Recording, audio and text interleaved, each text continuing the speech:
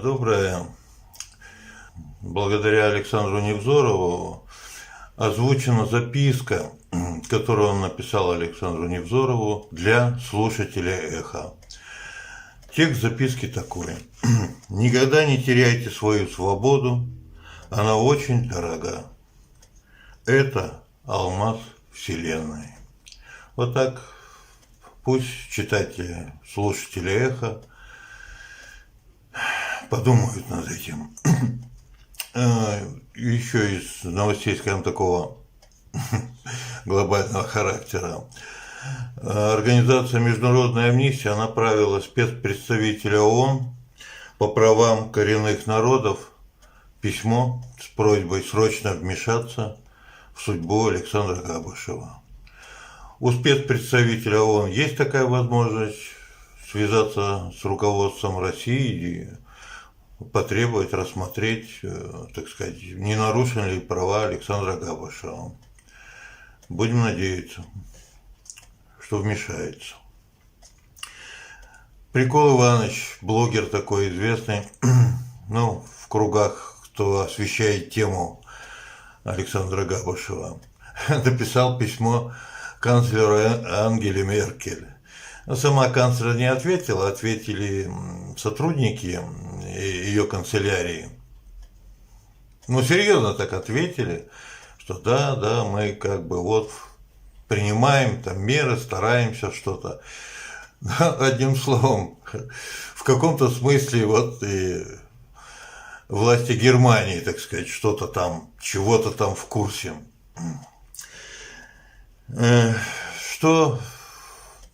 То, что вы, наверное, не знаете. Только что созванивались с больницей женщины из Якутска, очень близкие, знакомые Александра Габышева. Катыан, Каилана, Раиса. Ну, в общем, я со всеми ними знаком, познакомился, когда был в Якутске. Очень хорошие женщины. Вот, они только что созванивались. Ну так, в деталях есть любопытное. Они спрашивали, можно ли послать запись, флешку с песнями якутскими в больницу, чтобы Саша мог их послушать. Сотрудник больницы рассказал, что вот телевизор они смотрят после ужина. Их 50 примерно человек, пациентов этой больницы.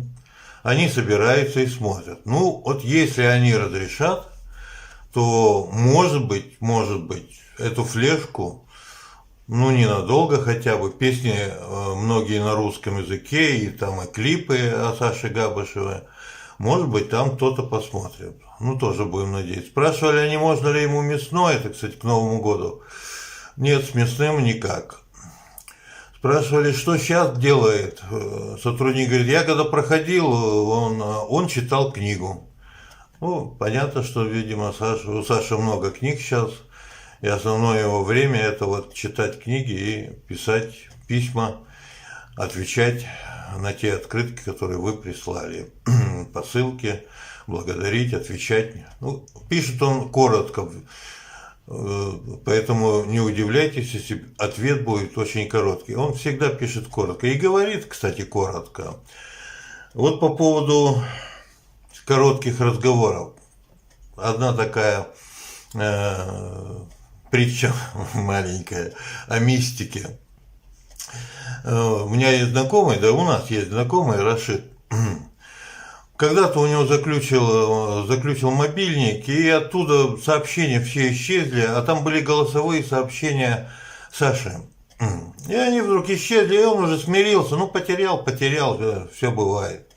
И тут он попал в больницу, и тяжело так, больной попал в больницу. И вот когда немножко уже стал отходить, мобильник включил, бам, появляются эти сообщения голосовые, вот и включает. И оттуда голос Саши, тогда еще, когда он был на свободе. И говорит он следующее, он мне эту запись прислал. Все будет, Рашид, все будет, лишь бы была свобода. Видите, Когда он еще был на свободе, он ее ценил. А теперь, обращаясь к слушателям, к россиянам, ко всем людям, он ее называет «Алмаз Вселенной». Свидания, возможно, будут перед Новым годом. Об этом женщины тоже рассказали. Они просят, чтобы Саша вписал в список тех, с кем бы ему хотелось увидеться на свидание, и Сулустан Мыран. Я знаю ее тоже. Она в 19 году, тогда, зимой, когда мы приезжали в Якутск, очень-очень помогала Александру.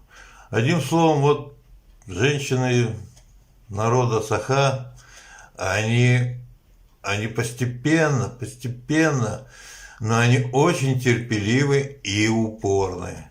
Вот так бы вот российскому всему народу защищать свою свободу. Никто бы ее тогда не смог отнять.